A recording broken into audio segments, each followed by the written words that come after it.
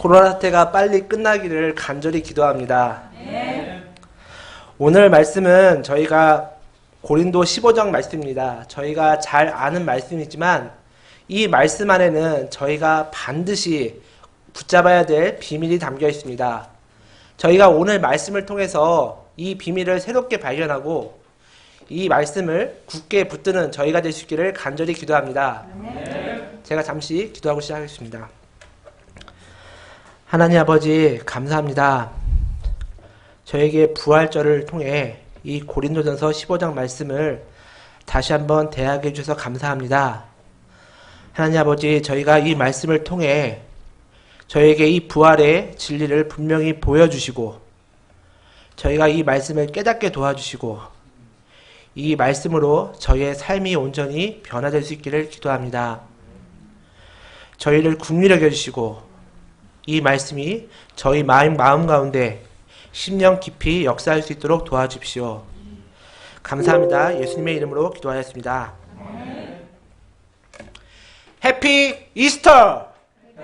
이스터!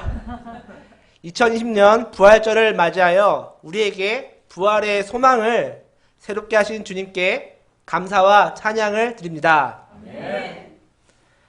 지난주에 선포된 마태복음을 비롯한 복음서의 말씀은 예수님이 부활하셨다는 사건을 말해주고 있다면 오늘 고린도전서 15장 말씀은 부활신앙을 가진 신자들이 어떠한 삶을 살아야 되는지 그것에 대해서 가르쳐주고 있습니다.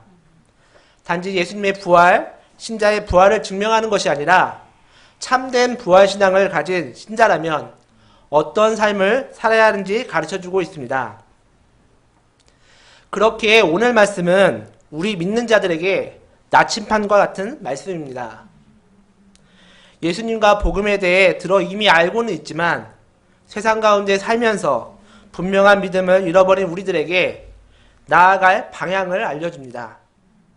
세상의 수많은 가치관과 사람들의 말들 속에서 때로 우리는 길이 보이지 않는 사막 가운데 서 있다는 생각이 듭니다. 과연 무엇이 진리인지, 내가 걸어가고 있는 방향이 맞는지 확신이 들지 않고 주변을 두리번거릴 때가 있습니다. 내가 가고자 처음 정한 길조차 어느 순간 잊어버리고 어느 쪽으로도 분명히 발을 내딛지 못할 때가 있습니다. 이처럼 갈 길을 몰라 주저하는 우리들에게 오늘 말씀은 인생을 꿰뚫고 참 진리가 무엇인지 가르쳐줍니다. 우리에게 진정 구원에 이르는 길을 알려줍니다. 저희가 오늘 말씀을 통해 분명한 확신과 비전을 주는 인생의 참 나침판을 소유할 수 있기를 간절히 기도합니다. 파트 1, 예수님은 부활하셨습니다.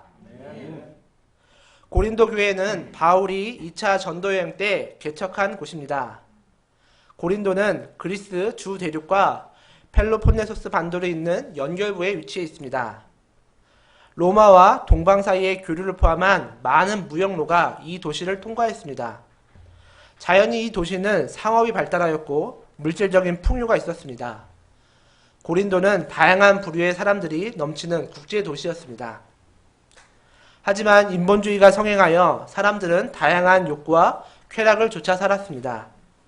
고린도에는 술 취함, 방탕, 정욕 등 각종 죄와 부도덕이 만연하였습니다. 바울은 이곳에서 1년 6개월 동안 유하며 두렵고 떨림으로 예수 그리스도의 복음을 전했습니다. 그런데 이런 곳에서도 복음은 강력히 역사하였고 고린도 교회가 생겨났습니다. 하지만 바울이 떠난 후 반기독교적 사회 분위기는 금세 그 교회를 흔들어 놓았습니다. 분쟁과 근친상간, 소송, 음행, 우상의 제물, 예배 문제, 부활에 대한 불신 등 여러 문제가 생겨났고 바울의 사도권을 부인하는 사람들조차 생겨났습니다. 급기야 바울이 전한 복음도 부정하는 사람들이 생겨났습니다. 믿음이 있다고 하지만 그들은 어느덧 헛되이 믿고 있었습니다. 복음의 진리가 그들 마음 가운데 점점 희미해졌습니다. 그들 마음 가운데 구원의 소망이 희미해지고 구원에서도 점점 멀어지고 있었습니다. 지금 우리 사회도 인본주의가 중심이 되고 있습니다. 개인주의, 현실주의 문화가 주류를 이룹니다. 청년들뿐 아니라 어른들도 현실의 장벽에 갇혀 부활에 대한 소망 없이 주어진 삶 속에서 소확행을 누리며 살고자 합니다.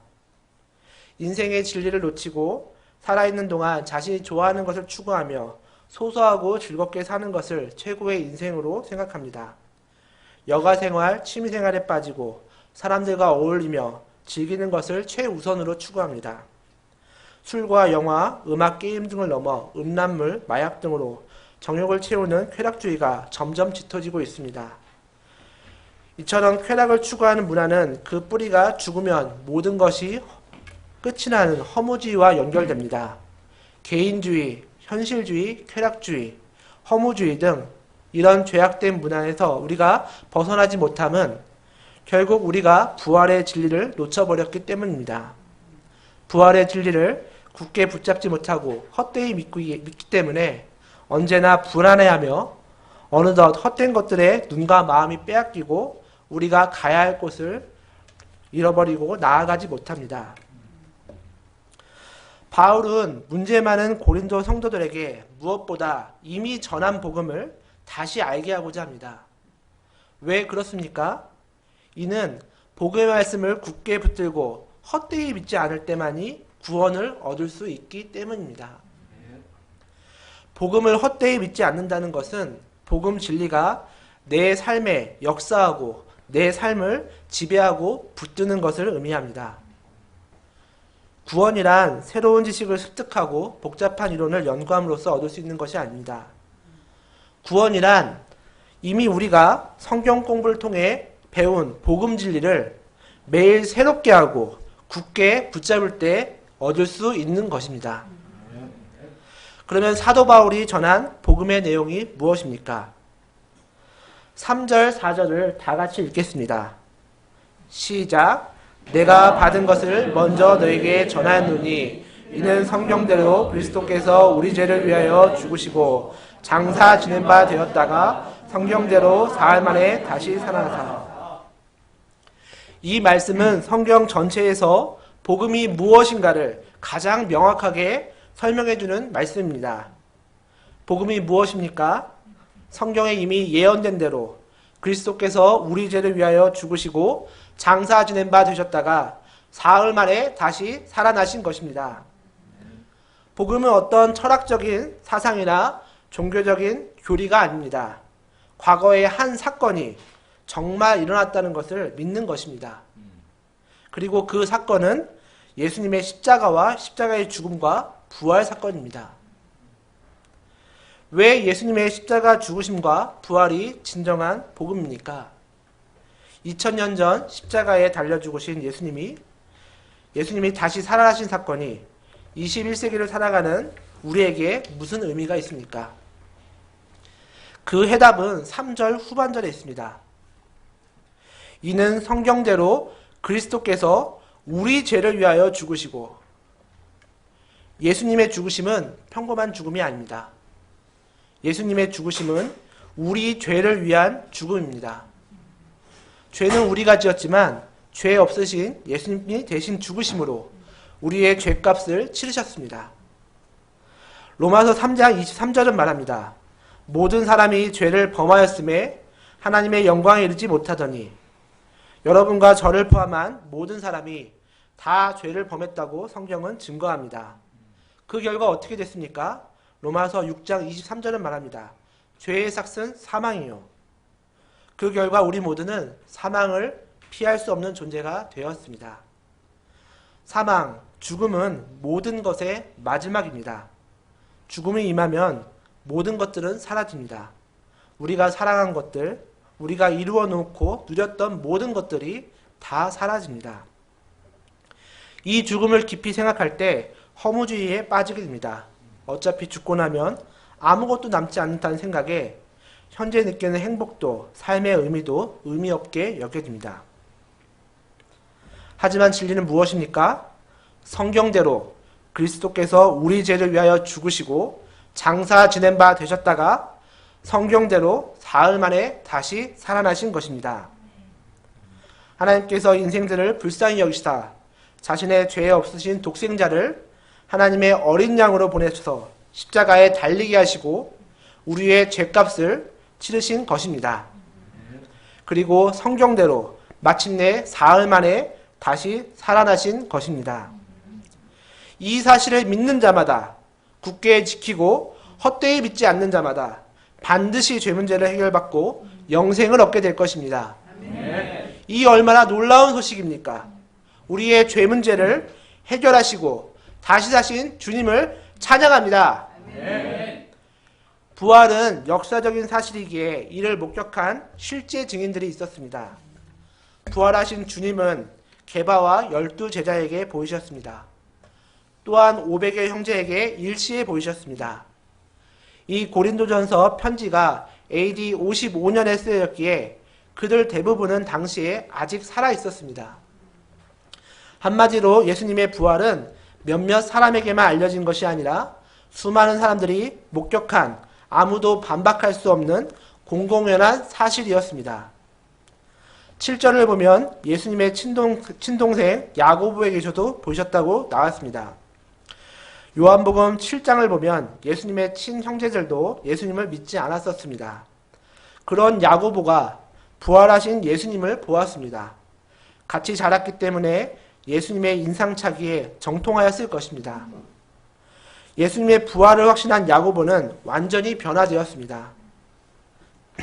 예루살렘 교회의 최고 지도자인 총회장이 되었습니다. 부활하신 예수님은 박해자 바울에게도 보이셨습니다. 그의 본명은 우리가 잘 알다시피 사울이었습니다.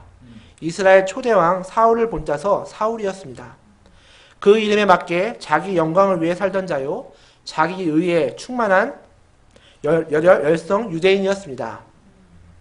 그리고 그리스도 예수를 믿는 자를 핍박하는데 앞장섰던 자입니다. 믿는 이들을 가두고 핍박하고자 공문을 받았던 자였습니다. 그런데 다메섹 도상에서 부활하신 예수님을 강렬한 빛으로 그가 만나게 되었습니다.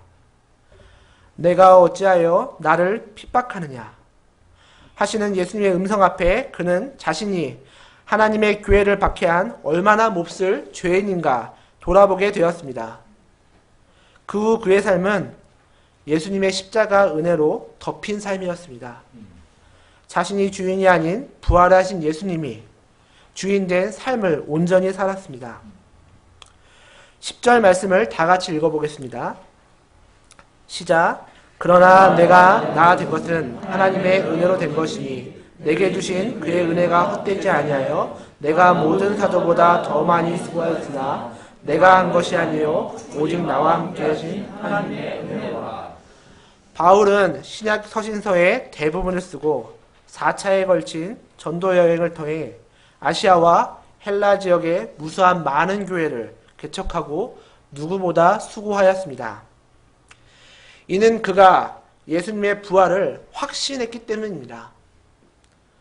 부활의 증인들의 변화된 삶이 우리에게 말하는 바는 예수 그리스도의 부활이 분명한 역사적인 사실이라는 것입니다. 이러한 부활의 증인들의 복음 전파와 삶이 있었기 때문에 숱한 유대인들의 핍박과 거짓 모함에도 예수님의 십자가 부활은 고린도 교인들 그리고 우리에게까지 전파된 것입니다. 그리스도께서 죽은 자 가운데서 다시 살아나셨고 분명히 전파되었습니다. 그런데 고린도 성도들 가운데는 죽은 자의 부활을 부인한 자들이 있었습니다. 이들은 그리스도의 부활을 부인하는 건 아니지만 일반적으로 죽은 자가 다시 살아날 수 없다고 생각하였습니다. 당시 고린도에는 유대인, 헬라인들이 섞여 있었습니다. 유대인들 가운데 부활을 부인하는 사두개인도 있었습니다. 사두개인들은 사후의 생을 일체 부인하고 영혼의 부활, 몸의 부활도 부인하던 자들이었습니다. 헬라인들은 사두개인들과 달리 영혼의 불면은 믿었지만 몸의 부활에 관해서는 있을 수 없다고 주장하였습니다. 헬라인들은 정신과 영혼의 세계는 아름답고 참된 것이나 육신의 세계는 추하고 더럽기에 거룩해질 수 없다고 생각했습니다. 이런 헬라 사상의 영향을 받은 사람들도 복음을 듣고 신자가 되었지만 부활에 대해서는 믿지 못하였습니다. 그들은 예수 그리스도의 부활까지는 믿겠지만 신자 몸의 부활은 믿지 못했습니다. 그리스도의 부활과 나의 부활이 아무 상관없다고 생각했습니다. 바울은 죽은 자의 부활이 반드시 있다는 걸 설명하기 위해 만일 죽은 자의 부활이 없다면 얼마나 문제가 심각해졌는지 논리적으로 말해줍니다. 가정법을 사용하여 부활이 반드시 있음을 증언합니다. 그리고 고린도 성도 중 일부가 주장하는 대로 만일 죽은 자의 부활이 없다면 어떤 문제가 생기는지 다시 한번 말해줍니다. 첫째, 그리스도의 부활도 없게 됩니다. 일반적으로 죽은 자의 부활이 없다면 그리스도의 부활도 존재할 수 없습니다. 만일 그리스도께서 다시 살아나지 못한다면 어떻게 됩니까? 사도들이 이제껏 전파하는 것도 헛것이고 신자의 믿음도 헛것이 됩니다. 예수 그리스도의 부활을 증거하는 자들이 거짓말쟁이 중에 최고의 거짓말쟁이가 됩니다. 셋째로 하나님의 무능력자로 발견됩니다. 왜냐하면 만일 죽은 자가 다시 사신 것이 없으면 하나님이 그리스도를 다시 살리지 아니하셨을 것이고 그러면 하나님의 능력이 사라진 것이 되어버립니다. 니체가 말한 대로 하나님은 죽은 하나님이 되어버립니다. 선이 악에게 패배당해도 하나님은 아무것도 하실 수 없는 분이 되어버립니다. 넷째로 우리의 죄 문제 또한 해결되지 않아 우리는 여전히 죄 가운데 있게 됩니다. 예수님이 우리 죄를 위해 십자가에 못 박혀 죽으셨는데 만일 예수님이 부활하지 않으셨다면 우리 죄를 해결하셨다는 것이 증명되지 않기 때문입니다. 십자가 은혜도 헛되게 되어버립니다. 우리의 죄 문제가 해결되지 않고 죄의 삭은 사망이기 때문에 우리는 결코 죽음을 피할 수 없습니다. 마지막으로 잠자는 자도 망할 뿐 아니라 신자들은 모든 사람 가운데 가장 불쌍한 자가 됩니다. 이전에 많은 성도들이 부활의 소망 가운데 그리스도를 위해 순교의 피를 흘리고 잠들었습니다. 그들은 그리스도 안에 있는 영원한 부활의 소망 때문에 이 땅에서의 기쁨으로 모든 것을 희생하고 그리스도의 고난에 동참하였습니다. 그런데 그리스도의 부활이 없다면 헛된 소망을 바라다가 망하게 된 것입니다. 이 땅에 사는 신자들은 가장 불쌍한 자가 될 것입니다. 지금 함께 예배보는 우리가 이 시대의 가장 불쌍한 자들일 것입니다. 인생들의 소망은 이 땅에 살 동안만이라고 좀 더 편하게 인생을 즐기면서 사는 것입니다. 그러나 신자들은 이런 소망을 부인하고 주님을 위해서 시간과 물질을 드리고 청춘을 드리며 복음 역사를 섬기기 때문입니다. 우리 목자님들은 주중에 학과 공부, 직장생활, 가정의 십자가로 끊임없이 수고를 합니다. 그리고 주말에는 신방하고 양을 섬기며 소감을 쓰는데 많은 시간을 보냅니다. 이렇게 할 수 있는 것은 부활 신앙이 있기 때문입니다. 그런데 그리스도의 부활이 없다면 거짓 희망에 속아 죽도록 고생만 하다 죽음으로 끝나게 되니 신자들은 세상에서 가장 불쌍한 자가 될 것입니다. 하지만 지난 2000년의 인류 역사를 보십시오. 예수님의 부활은 그를 버리고 도망갔던 12제자들을 완전히 변화시켰습니다. 그들은 모두 자기 목숨을 버리기까지 부활을 증거하였습니다. 역사상 바울을 비롯한 수많은 박해자들을 회심시켰습니다. 로마 시대의 잔인한 박해 가운데서도 신자들은 기쁨으로 원형 경기장에서 맹수의 밥이 되었습니다. 기독교 역사는 서양의 역사이고 이제는 세계 주류의 역사입니다. 오늘날에도 20억에 가까운 사람들이 이 예수님을 믿습니다. 거짓이 몇십 년 동안 사람을 속일 수는 있습니다. 하지만 2000년간 세계를 변화시키는 그 막강한 힘은 결코 거짓에서 나올 수 없습니다. 예수님의 부활은 진실입니다. 반드시 이루어지려는 예언된 진리입니다. 예수님의 부활을 믿고 사는 여러분과 저희는 불쌍한 사람이 아니라 가장 복된 사람들입니다. 파트 2, 예수님을 따라 우리도 부활합니다. 20절을 읽어보겠습니다. 시작. 그러나 이제 죽은 자 가운데서 다시 살아나사 잠자는 자들의 첫 열매가 되셨다. 여기서 첫 열매라는 단어가 주는 뜻이 있습니다. 첫 열매란 유대인들이 제물을 드리기 위해 성전에 가지고 가던 수확의 첫 소산물입니다. 첫 열매는 앞으로 나머지 곡식이나 열매를 풍성하게 거두게 될 것을 보증합니다. 이와 같이 그리스도의 부활은 앞으로 모든 신자들 또한 부활하게 될 것을 보증합니다. 우리도 언젠가는 그리스도께서 부활하신 것과 같이 부활하리라는 것을 신자들에게 놀라운 소망을 줍니다. 그런데 예수님 한 사람이 부활했는데 어떻게 모든 신자들이 부활할 수 있습니까? 바울은 사망이 한 사람으로 말미암았으니 죽은 자의 부활도 한 사람으로 말미암다고 말합니다. 아담 한 사람으로 죄가 세상에 들어오고 죄로 인해 모든 사람이 죽게 되었습니다. 우리는 아담과 동일한 죄를 짓진 않았지만 아담 안에 있기 때문에 다 죽게 되었습니다. 아담 안에 있을 때 아담으로 인한 죄와 사망의 권세에 지배당하게 되었습니다. 그러나 그리스도 안에 있을 때 아담 안에 있는 사망 세력권에서 벗어날 수 있습니다. 그리스도 안에서 생명이 왕노릇하기 때문입니다. 우리는 지금 누구 안에 있습니까? 누구에게 속하였으며 누구에게 지배를 받는가에 우리의 영원한 운명이 달라집니다. 우리가 그리스도 안에 있게 되면 그리스도께서 강림하실 때 영광스러운 몸으로 부활하게 될 것입니다. 그리스도의 부활은 개개인의 생명을 살리는 것으로 끝나지 않고 장차 우주적인 놀라운 변화를 가져오게 됩니다. 24, 28절은 그리스도의 부활로 인하여 장차 일어나게 될 우주적인 사건을 기록하고 있습니다. 그리스도께서 부활 승천하셔서 하나님의 우편에 앉아 계시다가 최후의 날에 심판장이 되사 온 세상을 심판하시게 될 것입니다. 그때 모든 정사와 모든 권세, 능력을 멸하시고 나라를 아버지 하나님께 바칠 것입니다. 예수님은 인생들을 그토록 괴롭혀왔던 사망 권세를 멸하십니다.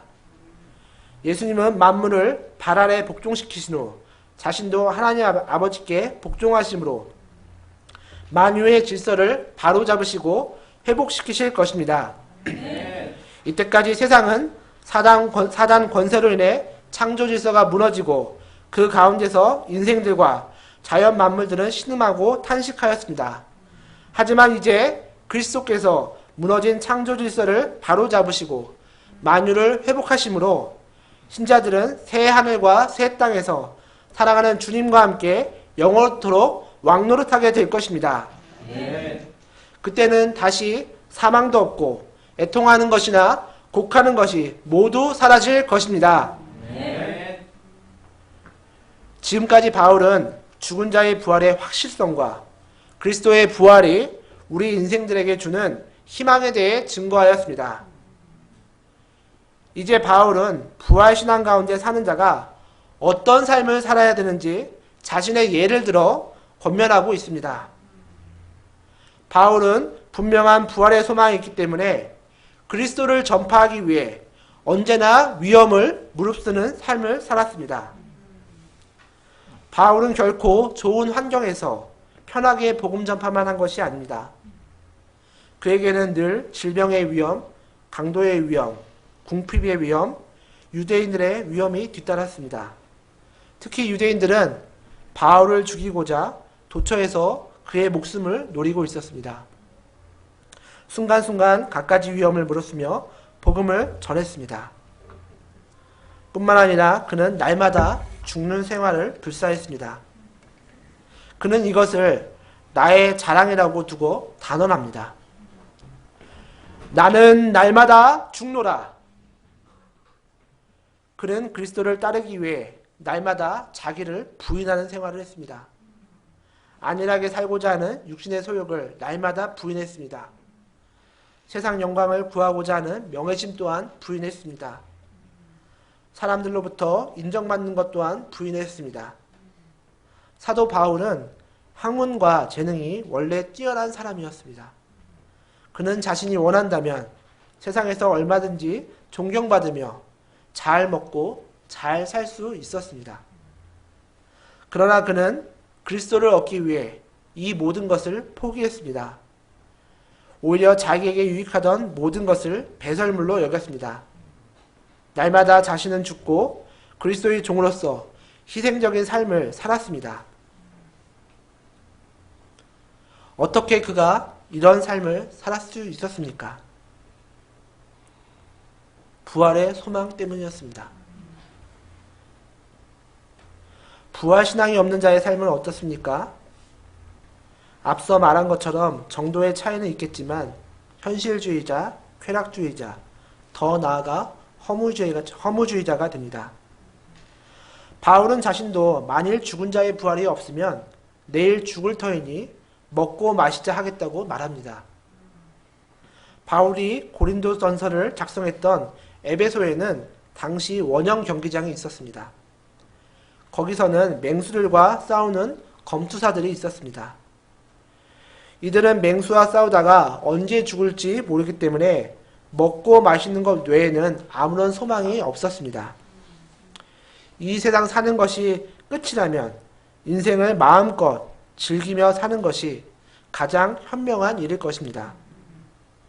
사도 바울도 32절에서 내게 무슨 유익이 있느냐라고 말하는 것을 볼 때 그는 절대 손해보는 자가 아니었습니다. 그가 유익을 따져보니 부활신앙 가운데서 날마다 죽는 생활이 훨씬 유익했다는 것입니다. 그렇기 때문에 그 또한 그렇게 한 것입니다. 바울은 영원한 소망과 영광을 위해서 잠시 손해보는 생활을 택했습니다. 또한 좋고 영원한 유익을 위해서 잠시 현실적인 유익을 버린 것입니다. 이제 사도 바울은 고린도 성도들에게 권면합니다. 그리고 우리들에게 권면합니다. 33절과 34절을 같이 읽겠습니다. 시작. 속지 말라. 악한 동무들은 선한 행실을 더럽히나니 깨어 의를 행하고 죄를 짓지 말라. 하나님을 알지 못하는 자가 있기로 내가 너희를 부끄럽게 하기 위하여 말하노라. 죄를 짓는 자들은 하나님을 알지 못하는 자로서 영적으로 무지한 자인 것입니다. 우리는 부활신앙으로 날마다 자기를 복종시키고 부활을 부인하는 자들의 악한 영향을 받지 않도록 깨어 의를 행하고 죄를 짓지 말아야 합니다. 받은 복음을 굳게 지키고 헛되이 믿지 말아야 합니다. 부활의 첫 열매이신 예수님을 확신하고 나도 반드시 부활할 것을 믿고 죄에 대하여 죽는 믿음의 선한 투쟁에 힘써야 합니다. 우리도 부활의 첫 열매이신 예수님을 굳게 붙들고 최후 승리를 확신하며 날마다 죽는 삶을 살길 기도합니다. 우리에게 주신 십자가와 부활의 은혜를 우리 안에 새롭게 하고 이를 누리는 귀한 2020년이 되시기를 간절히 기도합니다. 매년 돌아오는 부활절마다 듣는 고린도전서 15장 말씀입니다. 이미 이 말씀에 대해 수없이 메시지도 듣고 말씀까지 암송하였기에 저는 이 말씀을 너무나도 잘 알고 있다고 생각했습니다.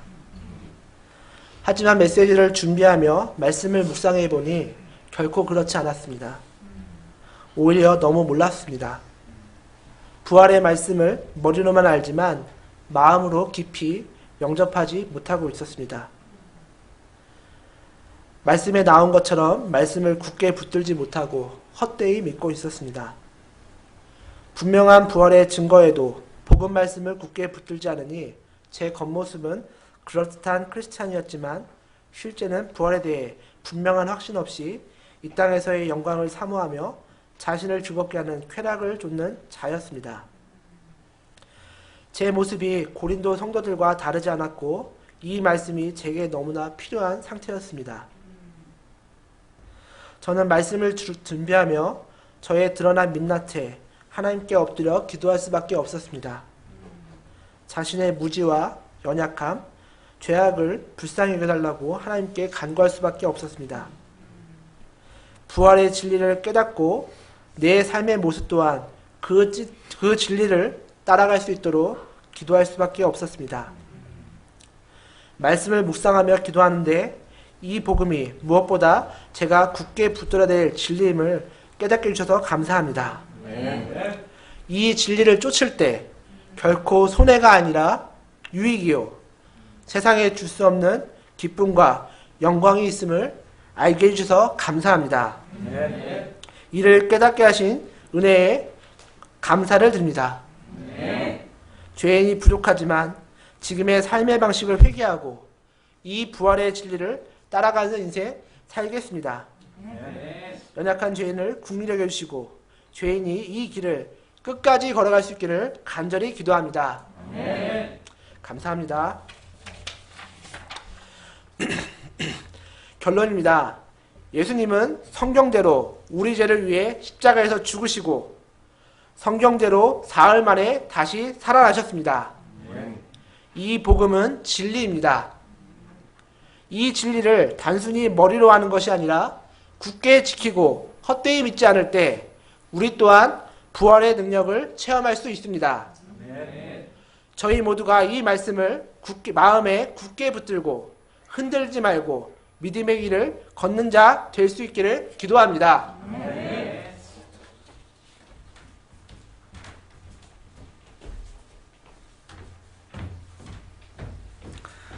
안녕하십니까? 기쁜 소식인지 아닌지 오늘 메시지가 2개입니다. 말씀이 길다고 죽지 마시고 동지어 부활하시기 바랍니다. 다 함께 기지개 한번 하고 메시지 듣겠습니다. 자, 오늘 몸의 부활 파트를 맡으며 처음에는 무슨 말인가 이해할 수가 없었습니다.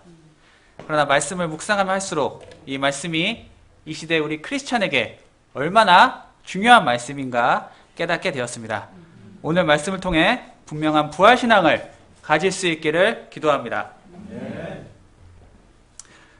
파트 1, 몸의 부활. 논어 선진편에 보면 다음과 같은 대화가 나옵니다. 다 아시겠지만 제가 한번 읽어보겠습니다. 게로 문사 귀신. 게로가 귀신 섬기는 것을 묻자. 여기서 게로는 공자의 제자고 당대 유명한 효자였습니다. 그래서 여기서 나오는 귀신은 자기의 돌아가신 부모를 어떻게 섬기는가를 묻고 있습니다. 자왈, 공자가 말하길 미능사인 언능사기. 사람도 제대로 섬기지 못하면서 어찌 귀신을 섬길 수 있겠느냐. 게로왈, 게로가 말하길 감문사. 감이 어쩔건데 죽음이란 무엇입니까? 자왈, 공자가 말하길, 공자가 유명한 말을 하죠. 미지생 언지사. 아직 삶도 모르는데 어찌 죽음을 알겠느냐. 예나 지금이나 인간은 죽음에 대해 궁금해합니다. 그러나 공자마저도 아직 삶도 모르는데 어찌 죽음을 알겠냐고 말합니다. 어찌 보면 가장 솔직한 답변일지도 모르겠습니다. 공자가 활동하던 BC 6세기 유럽에는 유명한 철학가가 있었습니다. 우리가 모두 다 아는 철학자 누구일까요? 바로 소크라테스입니다. 소크라테스의 제자 플라톤이 지은 책 파이돈을 보면 소크라테스는 죽음에 대해 이렇게 말하고 있습니다. 파이돈이 나오죠. 몸은 유한하고 죽으면 없어지는 것이다. 영혼은 죽으면 몸의 감옥에서 자유로워져 불멸의 세계로 돌아간다. 이것이 헬라 철학의 기본이 되는 영혼 불멸설입니다. 오늘 말씀인 15장 35절을 보면 사람들은 죽은 자들이 어떻게 다시 살아나며 어떠한 몸으로 오는지 묻고 있습니다. 그들은 지금 단순하게 어떻게 살아나며 몸이 어떻게 되는가를 묻는 것이 아닙니다. 그들에겐 헬라 철학으로 영혼은 불멸하나 몸은 유한한 것, 영혼은 고귀하나 몸은 천한 것이었습니다. 그리고 죽음은 몸의 감옥에서 벗어나 불멸의 세계로 가는 것입니다. 이런 그들에게 몸의 부활은 죽어서 자유로워진 영혼이 다시 몸의 감옥에 갇히는 것이었습니다. 35절 말씀은 몸의 부활에 대한 단순한 질문이 아니라 헬라 철학의 정면으로 도전하는 것이었습니다. 이에 대해 바울은 그래, 사실 몸보다 영혼이 좀 더 중요하지 하며 그들과 타협하지 않았습니다. 혹은 몸도 중요하고 영혼도 중요하면 좋지 않겠어? 하고 달래지도 않았습니다. 36절입니다. 바울은 그들에게 분명하게 말합니다. 어리석은 자여, 이는 부활신앙은 타협하거나 달랠 만한 일이 아니라는 것입니다. 책망마다 분명히 알고 깨우쳐야 할 일이라는 것입니다. 저는 이 어리석은 자여 하는 바울의 탄식 소리에 큰 은혜를 받았습니다. 성경을 볼 때 우리가 신앙생활을 시작하여 성화에 이르기까지 크게 2번의 탄식 소리를 듣게 됨을 깨닫게 됩니다. 첫째는 불쌍한 자여 하는 예수님의 탄식 소리입니다. 우리가 예수님을 알기 전, 십자가를 바라보기 전 우리는 불쌍한 자였습니다. 죄가 무엇인지, 구원이 무엇인지, 인생의 목적이 무엇인지 알지 못하는 자였습니다.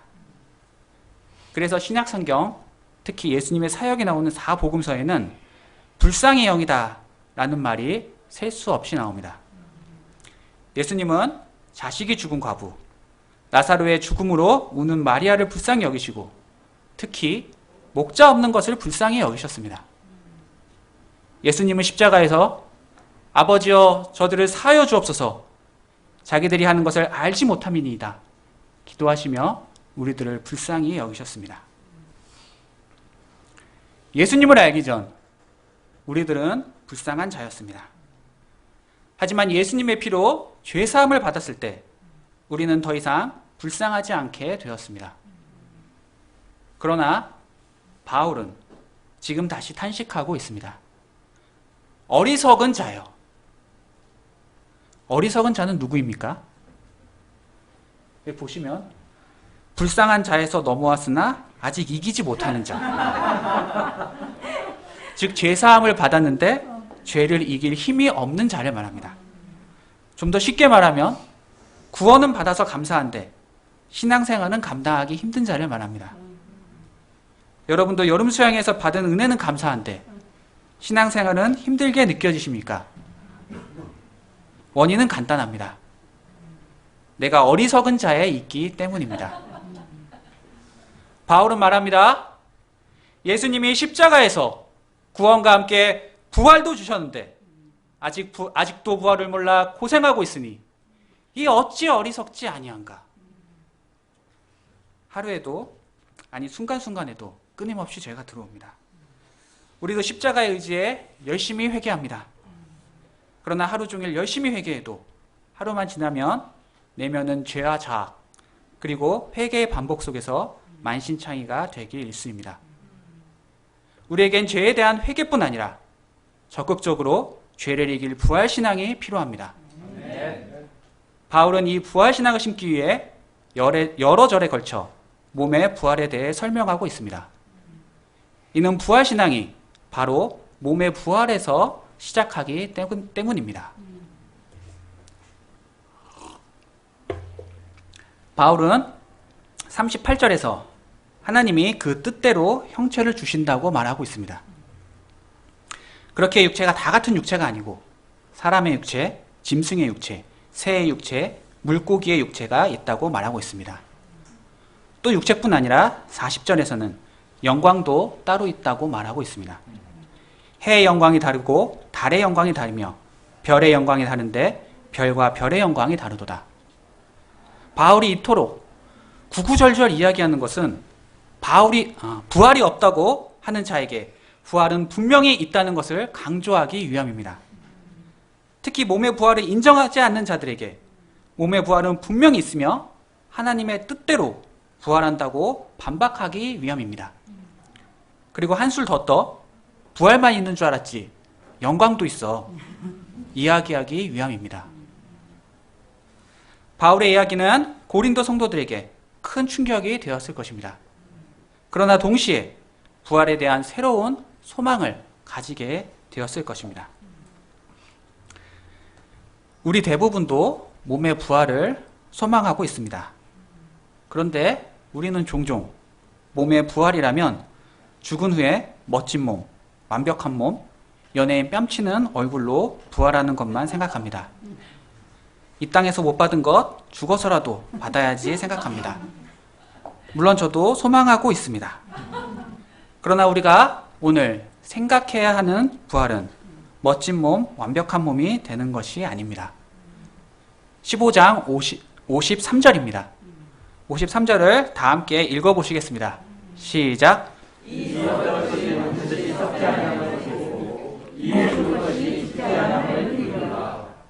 성경은 부활에 대해 이 썩을 것이 썩지 아니할 것을 입겠고 이 죽을 것이 죽지 아니함을 입는다고 말하고 있습니다. 먼저 여기서 특별히 눈에 들어오는 단어가 있습니다. 바로 입는다는 단어입니다. NIV 성경에서는 clothes, 옷을 입다 라는 동사를 사용하였습니다. 그럼 성경은 부활을 이야기하며 왜 입는다는 동사를 사용하였을까요? 그냥 이 썩을 것이 썩지 않는 존재가 되고 이 죽을 것이 죽지 않는 존재가 된다고 하지 않고 왜 썩지 아니할 것과 죽지 아니함을 입는다고 하였을까요? 이는 부활이란 오직 그리스도의 능력으로 이루어지기 때문입니다. 우리가 썩지 않는 존재, 죽지 않는 존재로 변해 하나님처럼 된다면 우리는 더 이상 예수님도 부활도 필요하지 않을 것입니다. 그러나 우리가 여전히 썩고 죽을 나약한 존재일 때 우리는 썩지 아니함과 죽지 아니함을 입혀주시는 예수님이 필요합니다. 입는다는 말은 우리가 피조물인 것과 부활의 능력은 예수님에게 있음을 말하고 있습니다. 이처럼 많은 사람들은 몸에 부활이 없다고 하지만 바울은 몸의 부활은 반드시 있으며 그 부활은 그리스도로 인해 죽음을 입지 않는 것이라고 말하고 있습니다. 그럼 부활신앙은 구체적으로 무엇이며 부활신앙을 가질 때 우리의 삶은 어떠한 변화가 있을까요? 파트 2, 부활의 삶. 어느 날 영국의 한 신사가 도서관에서 기독교 서적을 읽고 감동을 받았습니다. 맞아, 내 인생도 얼마 남지 않았는데 하나님 앞에 나아갈 준비를 해야지. 그는 자신의 인생을 돌아보며 회개하고 있었습니다. 그런데 점심시간이 되었습니다. 배가 고프니 신앙은 나중에 생각해 보기로 하자. 점심을 먹고 나니 생각이 달라졌습니다. 인생이 다 그렇지 뭐.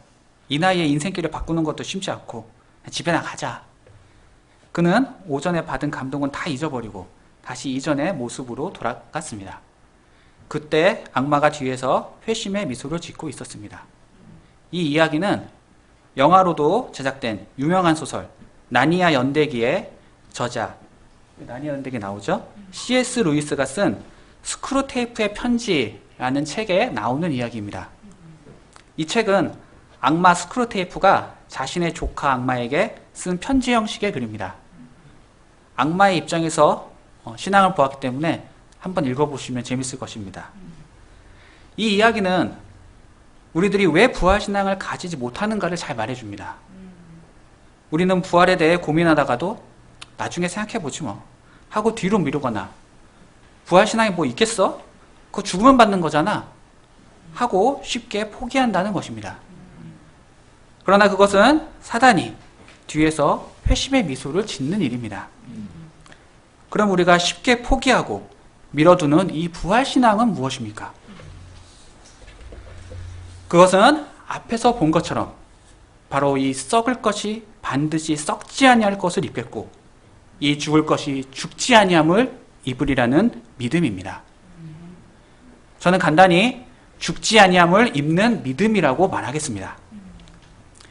이건 세상에서 난 죽지 않아! 소리 지르는 것과 다릅니다. 그것은 죽고 싶지 않다는 절박한 외침입니다. 이 외침에는 죽음을 이길 아무런 힘이 없습니다. 그러나 우리가 가지는 부활신앙은 단순한 외침이 아닌 성경에 근거한 믿음입니다.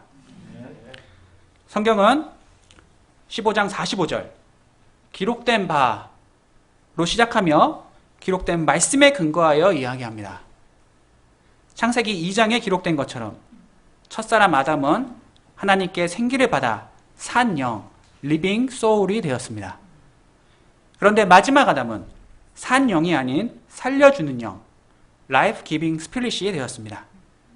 이 마지막 아담은 죽음을 이기시고 부활하셔서 우리에게 생명을 주시는 그리스도입니다.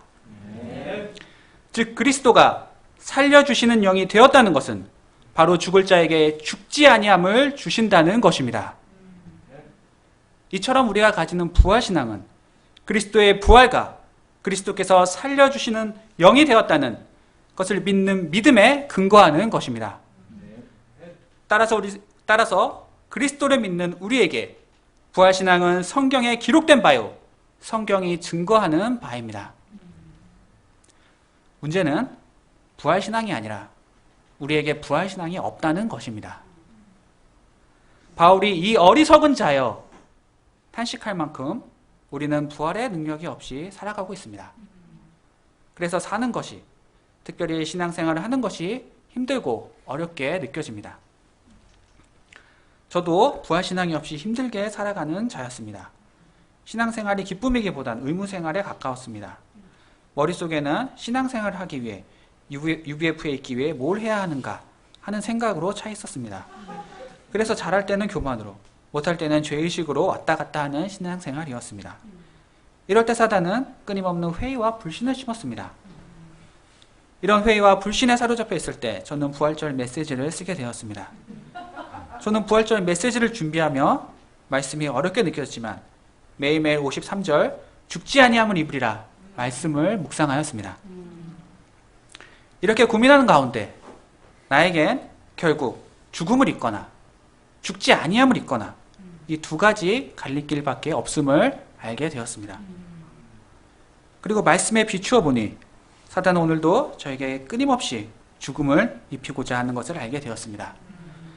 사단은 쉴 새 없이 패배의식, 비교의식, 불안감 등 고질적인 죄를 입히고 있는데 저는 저항할 아무런 힘이 없었습니다. 아니 이 죄들은 이제 나에게 당연한 것처럼 저는 순순히 죽음을 입고 고통하고 있었습니다. 말씀은 분명히 죽을 자가 죽지 아니함을 입는다고 하였는데 저는 메시지를 쓰면서도 죽음을 입고 있다고 생각하니 너무나 억울한 생각이 들었습니다.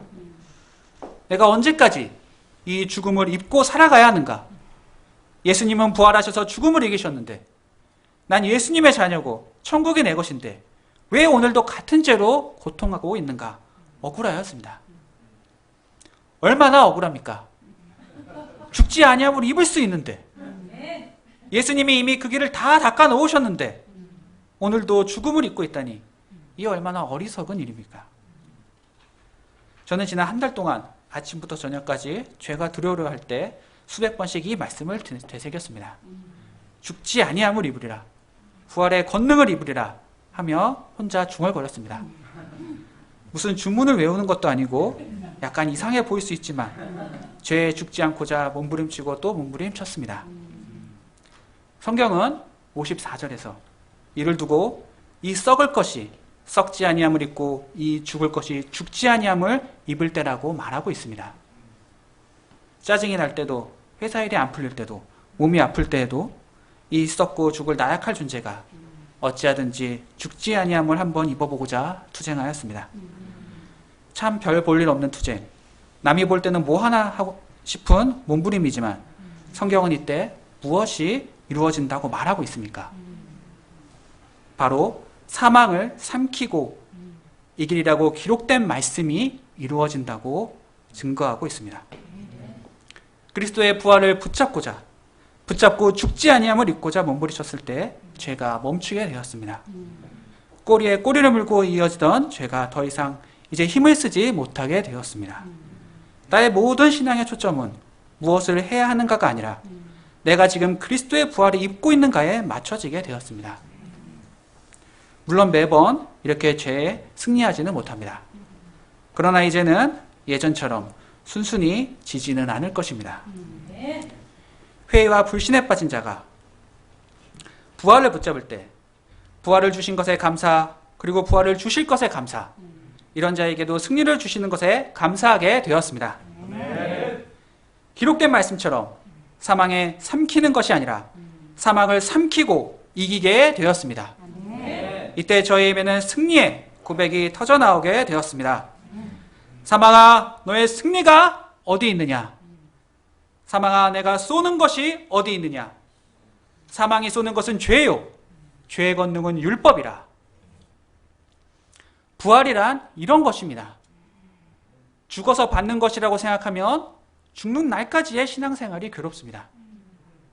그러나 부활은 오늘, 지금, 이 시간 죽지 아니함을 입는 것입니다.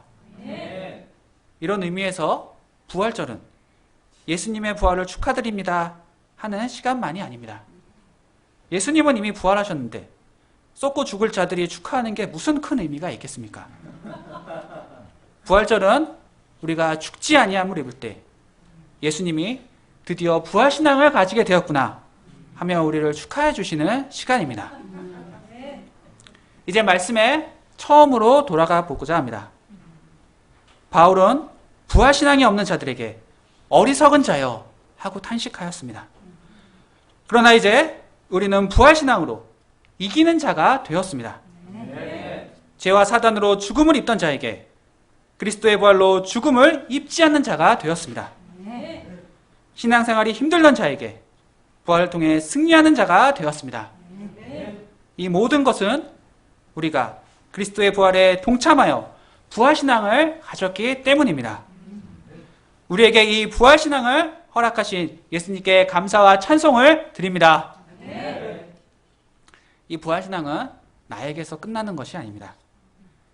부활신앙이 없을 때 나만 죄로 고통받을 뿐 아니라 그 죽음은 나의 부인에게, 나의 아들에게 전이 됩니다. 가장이 죄로 신음하고 있는데 다른 가족들이 행복할 리가 없습니다. 죽음은 나뿐만 아니라 나의 가족까지 짓누르고 가게에 흐르는 저주가 되어 나의 자식에게 대물림됩니다. 그러나 이 부활신앙을 잡을 때 나만 살아나는 것이 아니라 나의 가족과 후손도 부활의 믿음을 가질 수 있습니다. 이 귀한 부활신앙을 나의 아들에게 영적인 유산으로 남겨주길 간절히 소원합니다. 그리스도의 부활이 나의 부활이요, 나의 부활이 내 가족의 부활이요, 내 가족의 부활이 교회와 사회의 부활입니다. 결론입니다. 우리 주 예수 그리스도로 말미암아 우리에게 승리를 주시는 하나님께 감사하노니, 그러므로 내 사랑하는 내 자신아, 사랑하는 아내와 아들아, 사랑하는 형제 자매 동역자들아, 죽지 아니함을 입고 견실하며 흔들리지 말고 항상 주의 일에 더욱 힘쓰는 자들이 되라. 매일 부활의 능력을 덧입으며 더 이상 어리석은 자가 아니오 이기는 자가 되라. 이를 위해 그리스도께서 십자가에서 죽으시고 사흘 만에 부활하셨느니라.